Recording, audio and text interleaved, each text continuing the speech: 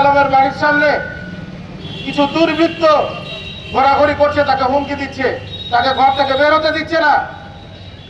Police থেকে phone করে বলা হচ্ছে যে আপনার নামে মামলা আছে, আপনি এসে দেখা করেন। আজকের মানববন্ধন থেকে স্পষ্টভাবে হুঁশিয়ারি করতে চাই, চাঁপাইনবাবগঞ্জের সাংবাদিকদের মধ্যে কোনো অনক্ষ নাই। দু চারজনের মতামত ভিন্ন থাকতেই পারে, পরিবেশগত ঘটনা ঘটতেই পারে, কিন্তু কোনোভাবেই মনে করবেন না যে সাংবাদিকদের মধ্যে অনক্ষ আছে।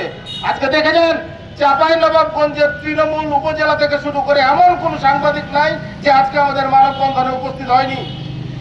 স্থানীয় প্রশাসন, পুলিশ প্রশাসন, রাজনৈতিক নেতৃবৃন্দকে হুঁশিয়ার করে দিতে চাই, আপনারা যদি আপনাদের জায়গায় ভদ্রভাবে, অসহিংসভাবে এবং নিয়মতান্ত্রিকভাবে আপনাদের কার্যক্রম পরিচালনা না করে সাংবাদিক নির্যাতনের পরিকল্পনা করে থাকেন, তাহলে এর ফলাফল কিন্তু ভালো হবে না।